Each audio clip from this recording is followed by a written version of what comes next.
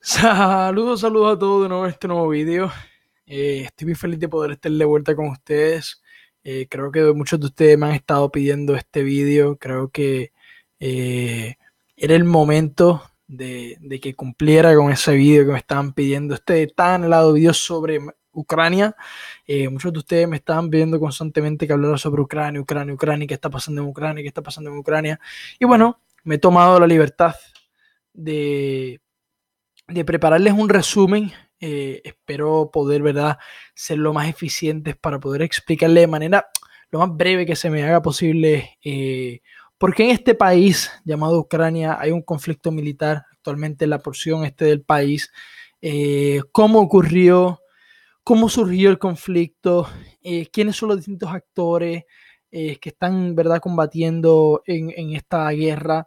Y bueno, he preparado un resumen bastante extenso, pero el cual sin duda alguna trato de llevar al punto clave y esencial sobre el conflicto.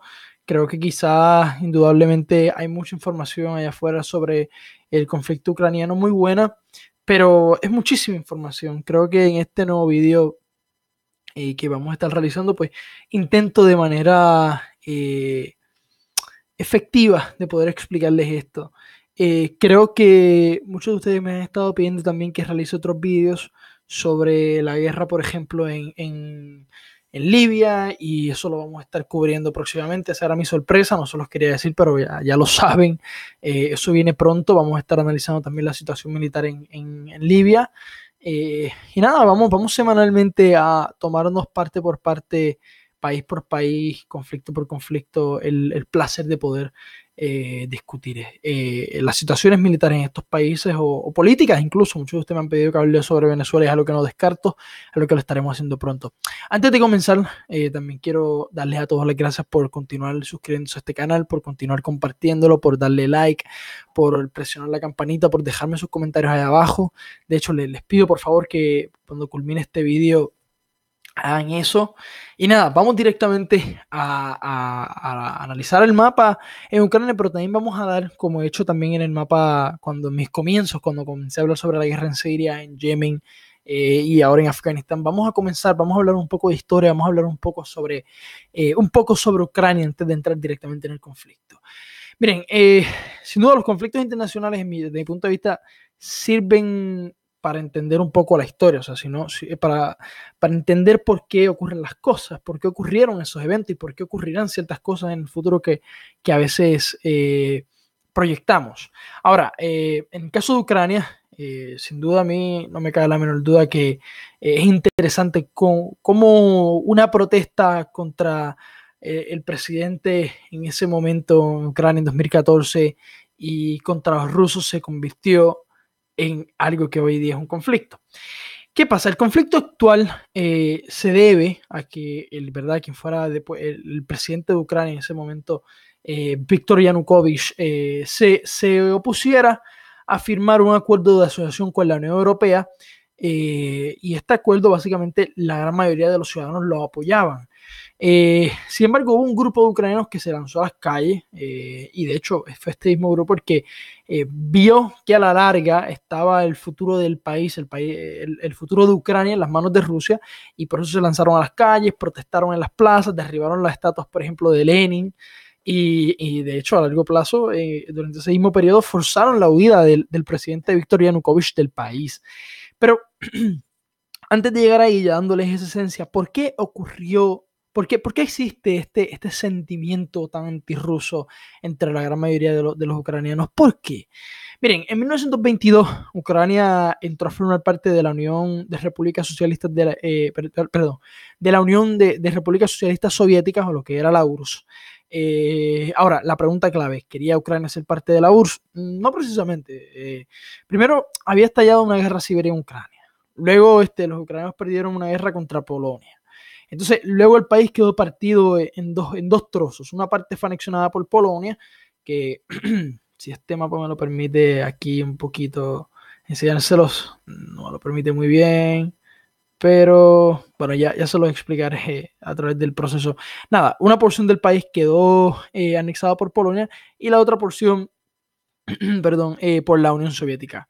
Entonces Stalin, durante esta época, cuando la URSS ya tenía soberanía sobre el país, promovió durante la década de los años 20 la colectivización de la agricultura. Evidentemente, como ocurre predominantemente en lo que es un Estado socialista y comunista, bueno, un Estado socialista no, pero un Estado comunista sí, el Estado asigna las cuotas de alimentos a los campesinos. Incapaces de subsistir murieron millones y millones de personas.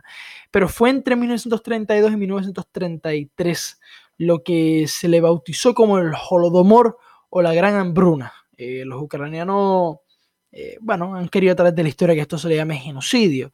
Algo que no vamos a entrar en esa discusión, pero bueno, es un poquito complicado hablar sobre el término genocidio en un conflicto, ¿verdad? Eh, que ya pasó o una situación social que ya pasó. Aunque sin embargo, en lo personal yo me aferro a dejarle ese tipo de debate a los historiadores. Ahora, durante los años 38 y 39, en 1939 y 1938 y 1939, que en la Unión Soviética se conocieron como el Gran Terror, Stalin básicamente eliminó a los sospechosos de ser sus enemigos políticos, o sea, básicamente acabó con toda su posición. Si sumamos las acciones tomadas por el gobierno de la Unión Soviética entre los años 30, perdón, entre los años 20 y 30, murieron más de 600.000 escritores, artistas, intelectuales. Es decir, miren, en otras palabras, es decir, el 80% de la élite del país fue arrasada en menos de 15 años por el régimen de Stalin. Stalin también eliminó algo muy interesante del ejército rojo a los militares de alto rango de origen ucraniano. Eso supuso asesinar al 75% de los oficiales de ese ejército. La gran mayoría de los ejércitos eran ucranianos. De hecho, una de las razones por las cuales más adelante a través de la historia eh, Rusia le cede a Ucrania Crimea, algo que no vamos a entrar en ahí porque es bastante confuso y quiero que nos concentremos solamente en lo que está ocurriendo actualmente en Ucrania, pero tiene un poquito de relación, es el hecho de que lo hacen como, de cierto modo, y si ustedes, por ejemplo, han seguido la historia de la Unión Soviética, lo van a ver, de cierto modo para agradecerle a Ucrania por todo ese apoyo que le han dado al ejército de la Unión Soviética. Yo sé que muchos de ustedes tienen una historia específica sobre la Unión Soviética, pero deben de leer sobre este comentario que les hago. Ahora, vamos volviendo a la narración que estoy haciendo. Durante la Segunda Guerra Mundial, la mayoría de los ucranianos combatió contra los invasores nazis. Eh, siempre hay un pero, también se crearon poderosos grupos militares que combatieron a los rusos y que incluso salieron con los nazis durante la guerra. Esto estamos hablando de que, de hecho, ocurrió durante este periodo de la Segunda Guerra Mundial, que esto es bastante tenso en esta época. Recuerden que la Unión Soviética junto a los Estados Unidos se unieron y combatieron tanto a los japoneses como a los italianos como a los nazis. Y bueno, de hecho, yo creo que esto me parece a mí muy interesante y es el hecho de que se creó toda una división de los nazis, perdón, de las SS, disculpen, llamada Galicia o Galicia, por la zona de Ucrania que, verdad, llamada como la Comunidad Española, no quiero confundirlos, pero se creó toda una división para combatir al ejército rojo.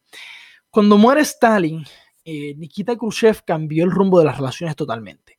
O sea, la URSS invirtió muchísimos recursos para convertir a Ucrania en un soviet industrial, si esa es la palabra correcta para poder escribirlo, y hasta le cedió a la península de Crimea, como ya les mencioné, al sur, a pesar de haber sido rusa desde los tiempos de los zares.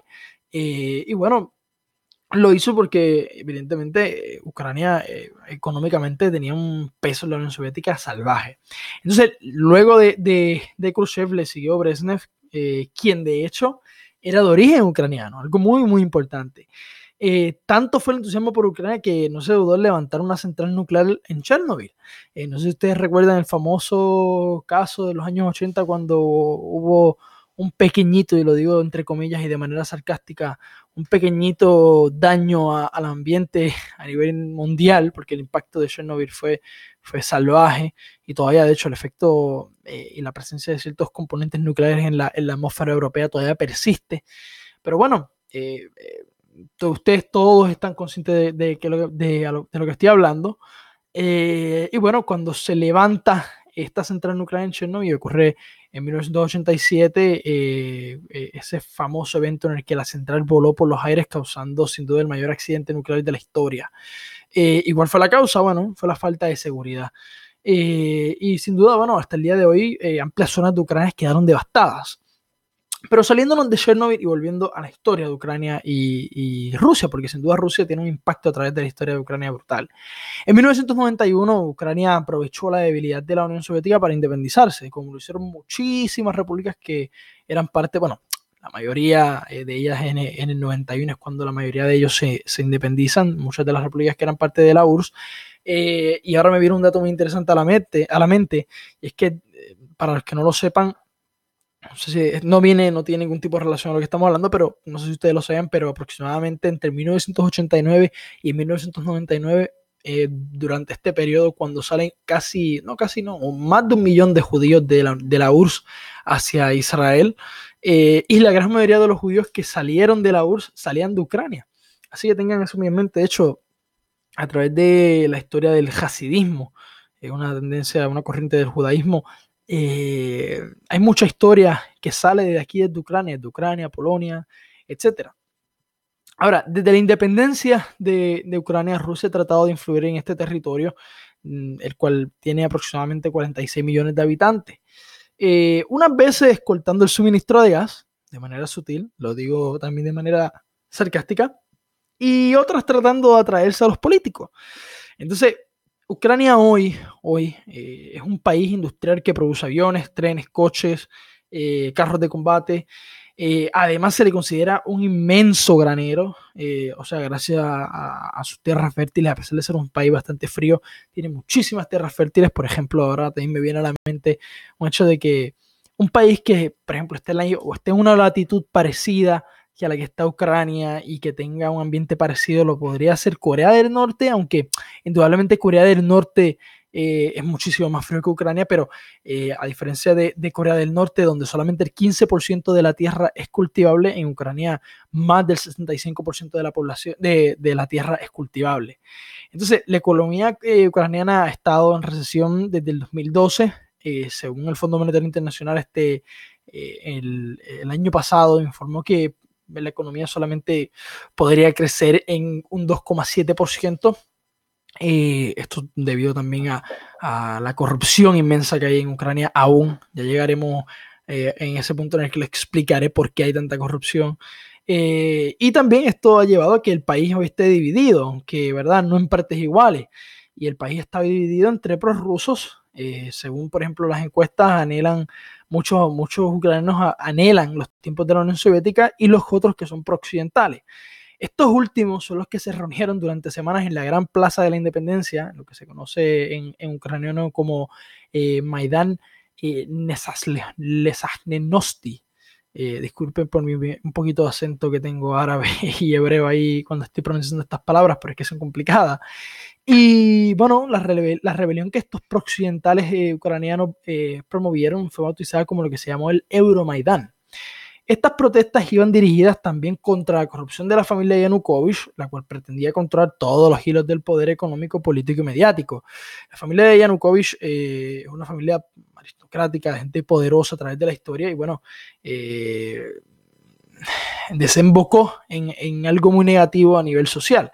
Entonces, ante la presión de las protestas, Yanukovych huyó del país en febrero del 2014 y se refugió en Rusia. Y de hecho todavía hay muchos que dicen que aún es el presidente legítimo. Entonces ocurrió otro suceso más, y es que este famoso suceso inesperado al que me voy a referir fue sin duda, en mi opinión, lo que detonó la crisis.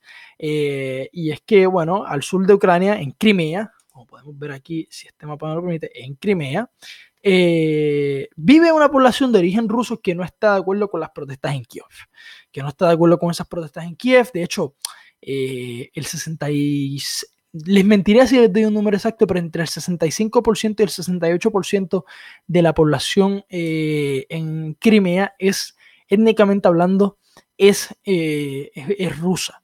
Entonces, de hecho, no les di un número exacto porque no recuerdo el número exacto cuando lo leí en su momento, les pido disculpas, pero es un 60 y pico % de la población étnicamente hablando es rusa. Entonces, ¿Qué pasa? Esta gente que no apoyan a Kiev, que se sienten rusos, ¿y qué hicieron? Bueno, pues pidieron ayuda a Putin. Entonces, Crimea es un sitio estratégico. Ahí está anclada nada menos que la flota rusa que ha alquilado el puerto de Sebastopol hasta 2042. Entonces, el presidente ruso envió un grupo de tropas especiales, entre comillas, sin identificar, que tomaron el control de las ciudades más importantes de Crimea, así como del parlamento local. Entonces, luego Putin pidió y obtuvo permiso del parlamento ruso para intervenir militarmente en Ucrania. Entonces, los rusos que viven en Crimea convocaron durante este mismo periodo un referéndum de adhesión a Rusia, un referéndum, entre comillas, de autodeterminación política el 16 de marzo. Y el resultado, bueno, fue claro. El resultado, y en mi opinión, sí hubieron casos de fraude, porque sí hubieron casos de fraude, especialmente al sur del país, pero indudablemente la mayoría de los ucranianos y, bueno, étnicamente rusos que viven en Crimea apoyan la anexión ¿verdad? Desde Crimea a Rusia. Y bueno, el resultado arrojó supuestamente un 96% que querían ser parte de Rusia. Yo diría que el número está más o menos por ahí, así que realmente no es un número falso.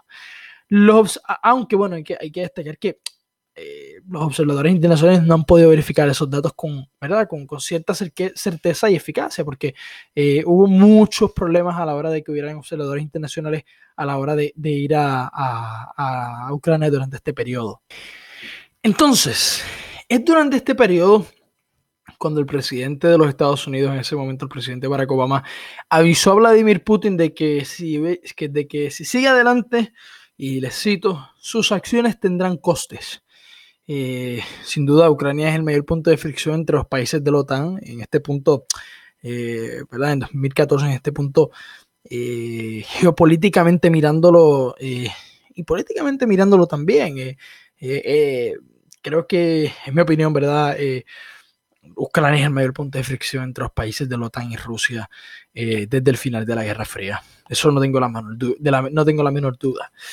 Durante este mismo periodo, representantes de Rusia, de Ucrania, de los Estados Unidos y la Unión Europea se reunieron en Ginebra en abril para pactar un desarme de los grupos armados. En ese entonces, el nuevo presidente de Ucrania, que se llamaba Alexander Turchinov, intentó dominar la situación, aunque parece que sin duda perdió el control de varias ciudades. Y bueno, en ese momento el recuento de muertos iba aumentando cada día. Recuerden que estamos hablando de protestas y durante estas protestas el Estado también reprimió a la ciudadanía y esto no voy a mentirles porque yo creo que debo ser bastante balanceado cuando se trata de hablar sobre este tema, que es un tema muy serio. Bajo ambos gobiernos, bajo un gobierno pro-occidental y uno pro-ruso, se reprimió a la gente de manera brutal y salvaje. Entonces, durante este mismo periodo de tiempo, algo muy interesante ocurre, es que grupos prorrusos se seguían enfrentando a grupos que defendían al gobierno de Kiev en diferentes puntos del país. En un incendio, por ejemplo, que hubo en Odessa, murieron 31 prorrusos. Creo que, les voy a decir dónde es Odessa, pero quiero que veamos algo muy interesante. Cada región en Ucrania se llaman oblast. Oblast es básicamente para los occidentales, para que tengan una idea, es como un estado de los Estados Unidos. Para europeos es como decir una región de España, por decirlo así. Ahora, vámonos a mirar dónde queda. Ok, ajá, Odessa. Quiero que este mapa está respondiendo súper lento, pero nada. Quiero que veamos una cosita muy interesante. Odessa queda acá, como podemos ver aquí, pero si esto me lo permite, vemos que es en toda esta región del sur de Ucrania y el este de Ucrania, donde varios grupos rusos pues comenzaron a tomar muchísimo auge en esta región. De hecho, en un referéndum organizado en las ciudades de Ucrania, por ejemplo, disculpen, este mapa está respondiendo muy malo, pero nada, un referéndum organizado en las ciudades ucranianas llamadas Lugansk y Donetsk dio la mayoría a los partidarios de separarse de Ucrania, pero esto no fue aceptado internacionalmente ni tampoco por Rusia. De hecho, vemos aquí que aquí está aquí no se ve muy bien porque este mapa está respondiendo un poco lento, pero aquí podemos ver que se llama Oblast de Donetsk y Lugansk que está acá arriba.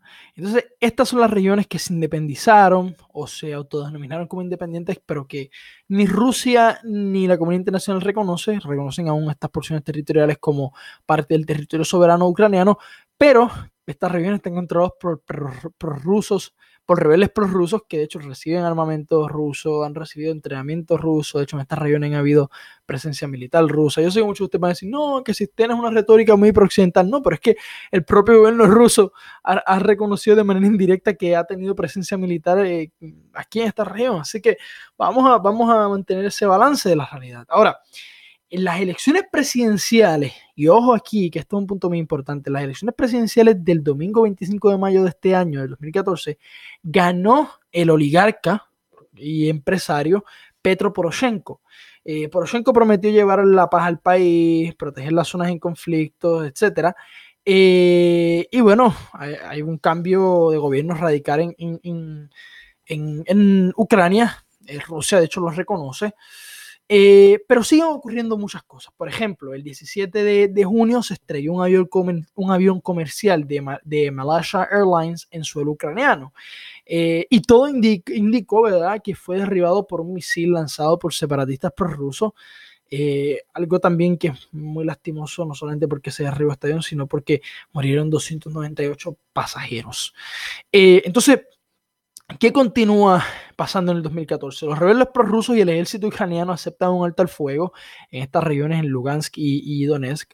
En septiembre se firmó algo que se conoció como los protocolos de Minsk, los cuales de hecho recientemente Rusia acusa a Ucrania de haber violado, porque recientemente hubieron, bueno, un intercambio entre el ejército ruso, entre los rebeldes prorrusos y el ejército ucraniano, pero también recientemente Rusia acusa a Ucrania de haberlos violados, porque dentro de este marco, Rusia salió muy bien parado, y recientemente el Parlamento de Ucrania acusa a Rusia de ser un ente, les voy a buscar la palabra correcta porque realmente no quiero perderla, pero Ucrania pasó legislación en la que acusó a Rusia de ser un país agresor, esa es la palabra correcta. Hace 5 días, hace 5 días, pues este tipo de legislación fue aprobada en Ucrania, y esto se debió, ¿verdad?, debido al apoyo que han recibido los rebeldes prorrusos por parte de Rusia. No solamente le han dado armas, tanques, entrenamiento, pero también ha habido soldados. Y bueno, este escenario ha hecho que Rusia se enerve, que se moleste y salga diciendo que esto viola los protocolos de Minsk. Así que es durante este periodo, les repito, en septiembre de 2014, cuando se firman estos protocolos, que hoy día, o hace unos días atrás, salió Rusia diciendo que Ucrania ha violado. También durante este periodo, Francia y Alemania presionan a Ucrania y a Rusia para relanzar un proceso de paz. Es por ello que entra en vigor un alto al fuego a las 12 horas del 15 de febrero de 2015, aunque aún breves combates hasta el día de hoy, amenazan con romper el alto al fuego. Y por eso en esa región hay un alto al fuego. Pero como les mencioné, hace unos días hubo un intercambio de artillería. Por ejemplo, acá al sur de Donetsk, el ejército ucraniano bombardeó esta región acá de Telmanov, y de hecho en 7 ataques, mira, lo podemos ver aquí en inglés, pero se lo traduzco en castellano, no hubieron muertos, pero sí hubieron 7 ataques. Por ejemplo, vemos que muy interesantemente acá en la porción oeste de Donetsk, los Estados Unidos, por ejemplo, ha estado utilizando varios de sus aviones RQ-4 Hawks, que son básicamente aviones espías para espiar la región oeste de Donetsk. Y bueno, ahí viene otra cosa muy interesante también. No solamente les voy a explicar, no solamente voy a mantenerme explicándoles el conflicto. Hay algo muy interesante que quiero recalcar durante este periodo en el cual, ¿verdad?, el Oblast de Donetsk y el Oblast de Lugansk se independizaron. Durante este periodo, y específicamente, déjame retraerlo, desde 2015 hasta hoy, esta región tiene algo muy interesante. Tiene algo muy interesante, y es el hecho de que, pues, son unas repúblicas autodenominadas, pero esta reunión se ha encontrado con un escenario político en Ucrania totalmente al que no había en 2014.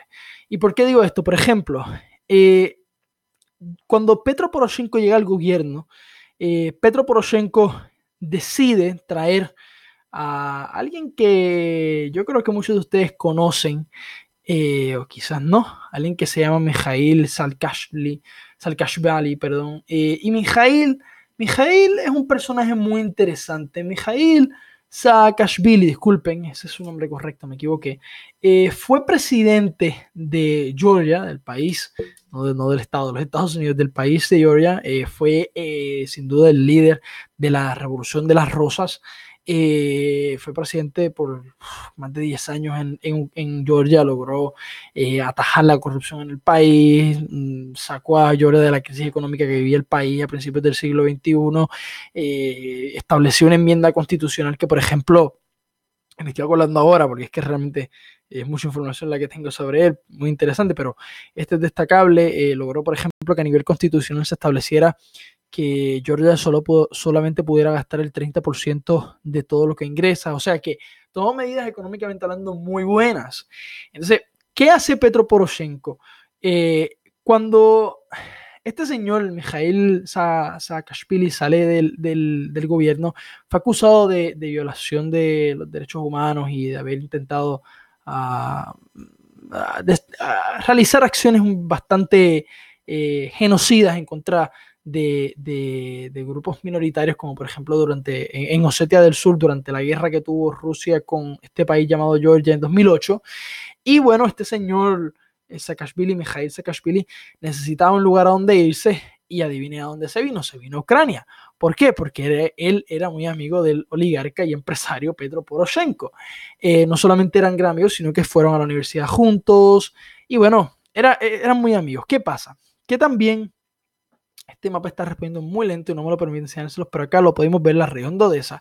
¿Qué hace Poroshenko? Poroshenko hace al señor Saakashvili ciudadano ucraniano y también lo nombra gobernador de Odessa.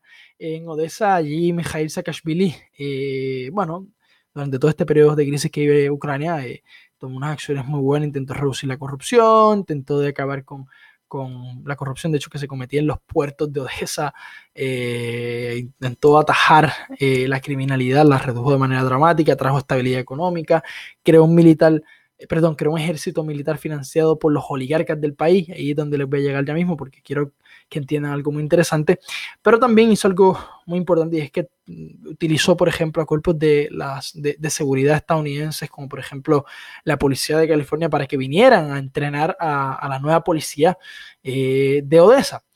Pero ¿qué pasa? Antes de mencionarles todo esto, creo que les mencioné que creó un cuerpo militar totalmente independiente del ejército ucraniano en Odessa, financiado por oligarcas. ¿Qué pasa con estos oligarcas? Que los oligarcas pues comenzaron a reclamarle, bueno, sus favores a cambio del dinero que estaban dándole a este ejército. Y ahí viene un problema grave, porque eso al señor Mijail no le gustó. Mijail comenzó a denunciar la corrupción en Odessa, pero también en el resto del país. Acusó a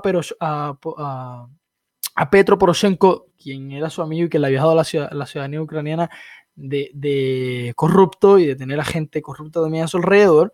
Y bueno, esto generó muchísima polémica en el país y bueno, cuando en un momento dado en el año pasado, bueno, hace ya más de un año, en 2016, cuando el señor Mijail estaba de visita por los Estados Unidos, el señor Petro Poroshenko aprovechó el momento para retirarle la ciudadanía ucraniana al señor Mijail, y Mijail se tuvo que exiliar en Polonia. Recientemente, hace unos meses atrás, regresó cruzando la frontera, caminando a pie desde Polonia hasta Ucrania. En su momento iba a ser arrestado, no pudo ser arrestado, resistió en su casa. Luego volvió a la policía ucraniana, policía militar, a su propia casa para intentar arrestarlo. El señor Mijail, con el apoyo de la ciudadanía, porque esa es otra, el señor Mijail Saakashvili está teniendo un apoyo y un auge político brutal en el país. Y bueno, básicamente amenazó con lanzarse del techo de su casa, aunque al final se dio y fue arrestado, y después fue liberado de manera ¿verdad? Hasta que no tenga hasta que no tenga un juicio, fue liberado, pagó una sentencia, ¿verdad? Y fue liberado. ¿Y qué pasa con el señor Saakashvili en todo esto? ¿Por qué yo lo menciono? Porque el señor Saakashvili, desde mi punto de vista, en el futuro, dentro del conflicto, políticamente hablando, dentro del conflicto que existe en Ucrania, va a tener un rol brutal. Yo creo que este señor pudiera incluso llegar a ser presidente de Ucrania. Así como fue presidente de Georgia y gobernador de Odessa, también puede llegar a ser presidente de Ucrania por la popularidad y el respeto que se está ganando dentro del sector prooccidental ucraniano o del electorado prooccidental ucraniano en el país. Les conté ya un resumen sobre historia y el conflicto militar que hay en Ucrania. Les hablé de Mikhail Saakashvili y también les quería comentar bueno, ¿por qué no? ¿Por qué no hablar de los Estados Unidos? Porque Estados Unidos, no sé si ustedes lo saben, pero Estados Unidos se ha gastado $5.000 millones en apoyar, escuchen bien, y cito entre comillas, estructuras para formar la democracia ucraniana desde 1991. O sea que Estados Unidos se ha gastado un dineral apoyando a los distintos gobiernos que han habido en Ucrania para que les sean leales, o sea, políticamente hablando, porque cuando uno busca y lee artículos, como yo me tomé el tiempo de hacerlo, se da cuenta de que realmente es con ese fin, es solamente apoyar al gobierno para que básicamente le fueran leales y mantuvieran un frente totalmente prooccidental. Por eso es que ustedes ven que cuando Víctor Yanukovych se exilia, el primero que sale gritando y diciendo que queremos un gobierno prooccidental, en otras palabras, el presidente Obama. Pero hay algo muy interesante también, y es que desde que comenzó el conflicto en 2014, los Estados Unidos han gastado más de $1.000 millones en apoyar al ejército ucraniano, proveyéndole misiles de corto alcance, de hecho, equipo de artillería, tanques, vehículos, soldados para entrenar al ejército ucraniano y apoyarles. Entonces, bueno, es muy interesante el rol que los Estados Unidos está teniendo allí. Ahora, antes de darle esta última noticia sobre algo más sociológico en Ucrania, eh, quiero que tengan una cosa clara en sus mentes.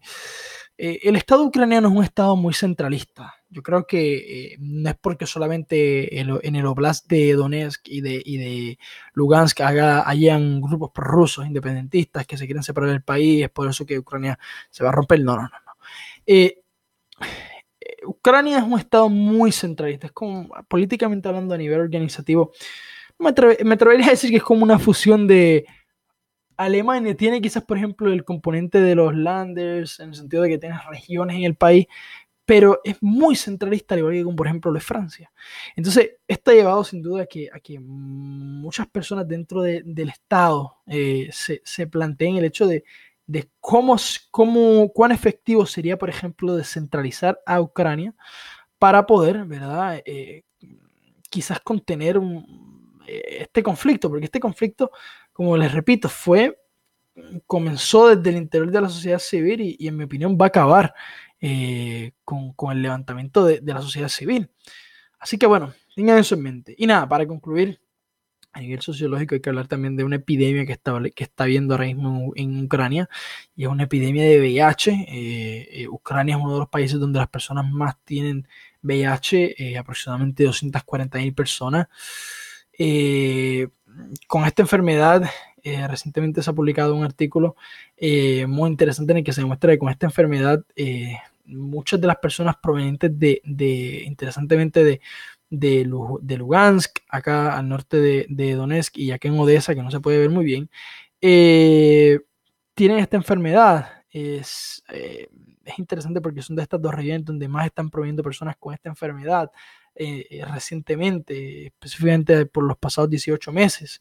Y algo muy interesante también es que este tipo de enfermedad esta epidemia se está desarrollando entre tanto, o sea, específicamente entre grupos heterosexuales, de personas heterosexuales. Así que esto ya no es como los años 80, 90, en los cuales era una tendencia bastante predominante entre grupos, ¿verdad?, homosexuales.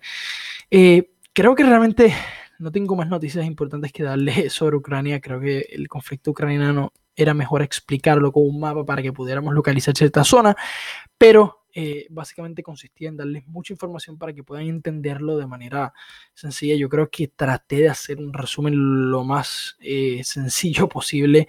Yo sé que es un poco agobiante toda esta información, les pido disculpas si los he agobiado, sé que a muchos de ustedes les aburre escucharme hablar muchísimo, pero creo que he hecho el esfuerzo mayor posible, sinceramente, y no les miento, para poder darles un producto que sea, un contenido, disculpen, que sea decente y que pueda realmente cumplir con las expectativas que todos ustedes se merecen.